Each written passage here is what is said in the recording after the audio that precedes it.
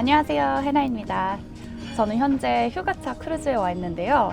제가 크루즈 승무원을 그만두게 된 이유 5가지에 대해서 얘기해 보려고 합니다. 저는 이제 항공 승무원으로 근무를 하고 있어서 아주 솔직하게 얘기할 수 있는 만큼 자세하게 얘기해 볼까 해요. 오늘 영상은 저의 지극히 개인적인 경험에 기반해서 말씀을 드리는 거고요. 저는 참고로 로얄 캐리비안이라는 미국 크루즈 회사에서 근무를 했습니다. 첫 번째, 음식. 처음에 승선을 하게 되면 눈이 정말 돌아갑니다. 먹을 게 너무 많아 보이거든요. 그런데 6개월 내내 배를 타게 되면 정말 매일 똑같은 곳에서 음식을 먹기 때문에 결국에는 질리게 될 수밖에 없습니다.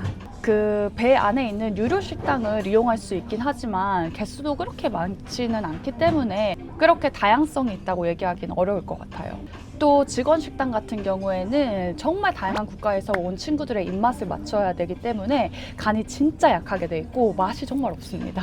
그리고 또 키친 같은 경우에는 셰프들만 사용을 할 수 있기 때문에 제가 직접 요리를 해서 먹을 수 있는 환경도 아니에요.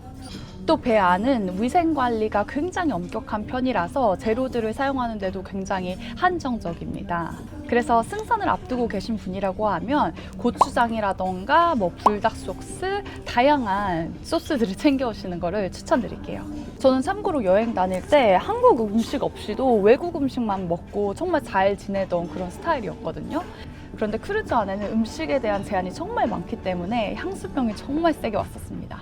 그 기항지를 나간다고 하더라도 그 한국 근처에 있는 식당들은 한국 식당들이 많이 없기 때문에 한국 식당, 한국 음식을 찾아보기는 정말 어려운 것 같아요.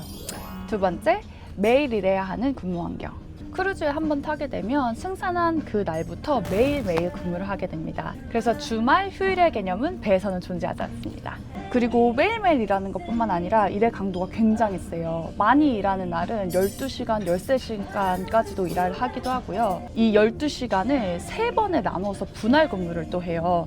아침에 5시간 근무를 하고 조금 쉬었다가 2시간 근무를 했다가 또 잠깐 쉬고 또 5시간 근무를 하는 이런 형태입니다.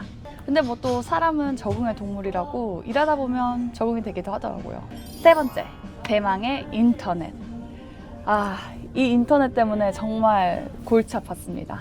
인터넷 하나가 정말 많은 문제를 일으키는데요. 첫 번째, 돈을 많이 쓰게 된다. 두 번째, 취미 생활에 제약이 생긴다. 세 번째, 친구들, 가족들과의 연락이 어렵다. 일단 크루들은 인터넷을 구매해서 사용을 해야 돼요. 바다 한가운데에서 제공하는 인터넷이다 보니까 터무니없이 비쌉니다. 심지어 요금제 중에는 무제한으로 사용할 수 있는 그런 요금제도 없어서 며칠 내로 사용을 해야 되는 그런 제약까지 있습니다.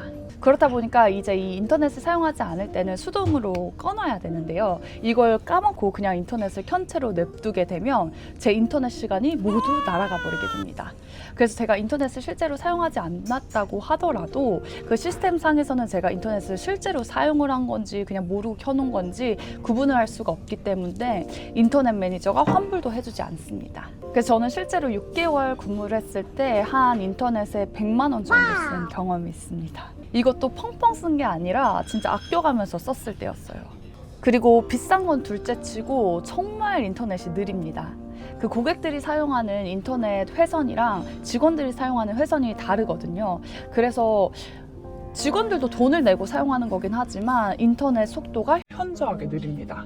그래서 저는 계약 기간 전에 집에 있을 때 인터넷 그 유튜브 비디오를 왕창 다운받아서 갔었거든요. 그래서 유튜브 어플은 그래도 다운받아가면 원활하게 사용이 돼요. 그래서 이제 승선하실 분들은 유튜브 비디오 꼭 많이 다운받아 가시기를 추천드립니다. 그래서 사실 인터넷으로 할 수 있는 것들이 정말 많잖아요. 온라인 강의를 듣는다거나 음악 듣기, 명상 어플 등등 여가 시간에 할 수 있는 것들이 많은데 인터넷의 이런 느린 문제 때문에 제약이 많이 생깁니다. 그리고 이 인터넷 때문에 친구들하고 가족들하고 연락하기도 쉽지가 않아요. 일단 인터넷이 너무 비싸기 때문에 2, 3일에 한 번씩 인터넷을 켜게 되고 그러다 보면 연락이 진짜 뜸해질 수밖에 없는 거죠. 근데 이걸 실제 배에서 일해보지 않은 사람들은 외부에서 이해하기가 굉장히 어렵기 때문에 관계를 이어나가기가 수월하지가 않습니다. 저도 그렇게 제 전 남자친구와 헤어지게 됐다는 슬픈 이야기.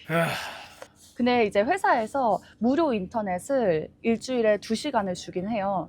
그러나 인터넷이 굉장히 느리기 때문에 어떤 어플리케이션을 키려고 할 때 로딩하는 데만 뭐 10분, 15분 걸리면 이 2시간은 순삭입니다.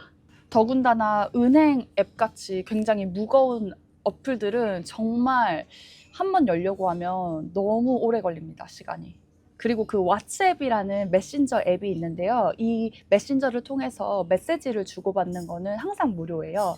하지만 한국인들은 주로 카카오톡을 쓰잖아요. 그래서 친구나 가족들이 카카오톡을 보낼 때는 제가 인터넷을 켜서 확인을 해야 하기 때문에 굉장히 제약이 있습니다. 그리고 그 왓츠앱 같은 경우에도 텍스트 메시지만 무료고 음성 메시지를 보내거나 사진을 주고받으려면 인터넷을 사용해야 합니다. 그리고 또 이 매니저들이 이용하는 인터넷은 무료고 굉장히 또 빨라요. 그리고 방 위치에 따라서 인터넷 속도가 다르기도 하고요. 하지만 대부분의 크루들은 이러한 인터넷 문제를 가지고 있습니다. 네 번째, 숙소.